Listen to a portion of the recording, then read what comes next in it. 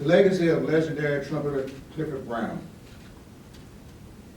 Clifford Benjamin Brown, born October 30, 1930 in Wilmington, Delaware, died June 26, 1956 in Bedford, Pennsylvania. He was an African-American jazz musician and composer from the bebop era of the 1950s. His time on the planet was cut short by a tragic auto accident. Although he had passed away at age 25, the rich body of work he left behind sealed his reputation as one of the greatest trumpet players ever. Clifford was born into a musical family, the youngest of 8 children that included his opera singer sister, Geneva Brown.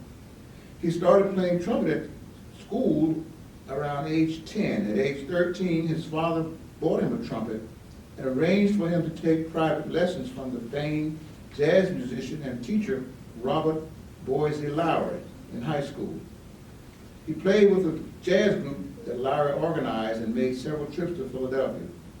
Clifford briefly attended Delaware State University in Dover as a math major before he switched to Maryland State College in Francis Ann, Maryland, where he played in the 14-piece jazz-oriented Maryland State Band. In June 1950, he was injured in a car accident and spent some time rehabilitating in the hospital, where he was visited by the famed jazz musician and pioneer Dizzy Gillespie, who encouraged him to pursue a career in music. Clifford was influenced by many notable jazz artists of his time, including pianist Fats Navarro, drummer Art Blakey, trumpeter Louis Armstrong, band leader Lionel Hampton, trombonist J.J. Johnson, and band leader Chris Powell. One of the most notable developments during Clifford's time in New York was the formation of the Art Blakey Quintet, which would become the Jazz Messengers.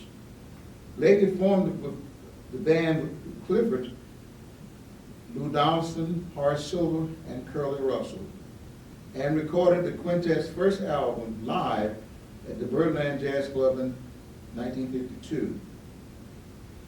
Another significant move took place during this time. Clifford was featured with the famed alto saxophonist Charlie Parker for a week at Club Harlem in Philadelphia.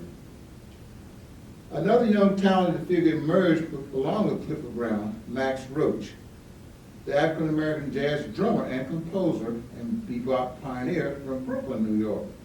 Roach's stature in jazz would also rise, and their path would soon cross. Max worked with many famous musicians, including Dizzy Gillespie, Coleman Hawkins, Charlie Parker, Miles Davis, Duke Ellington, Thelonious Monk, Charlie Mingus, Abbey Lincoln, Stan Getz, Sonny Rollins, and so on. In the mid-1950s, Roach relocated to California to replace star drummer Shelly Manne with the Lighthouse All-Stars, a jazz band. He invited Clifford to LA to join and form the band, the Clifford Brown Max Roach Quintet, which would include tenor saxophonist Harold Land, pianist Richard Powell, and bassist George Marrow.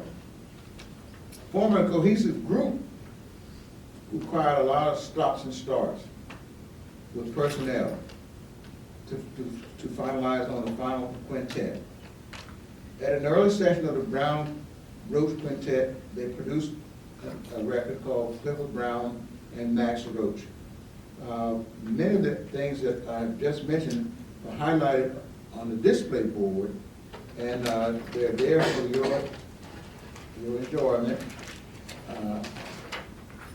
I was happy to be able to do that research because the Jazz Festival is an event that takes place in Wilmington annually, and it's usually well attended.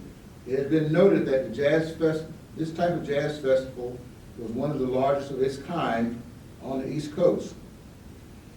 Clifford Brown's personal life was cut short by the tragic auto accident on the Pennsylvania Turnpike, as I mentioned earlier. Powell and his wife Nancy were on their way to Chicago for a job. Nancy was driving and the weather was bad. Presumably she lost control of the car, which went off the road, killing all 3 of them in the crash.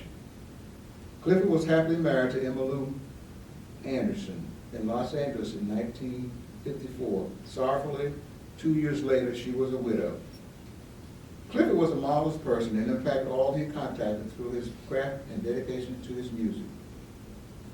Clifford became such a legend that his hometown convened an annual tribute, the Clifford Brown Jazz Festival. The festival is free to the public and takes place every summer in downtown Wilmington at Rodney Square.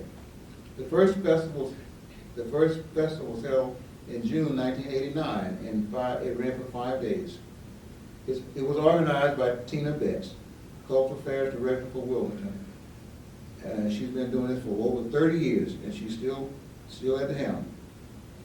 The festival features local and national stars, and an additional honor was bestowed on him by renaming the street on which he was born after him, the Clifford Brown Walk. We hope you enjoy browsing the display, and we thank you.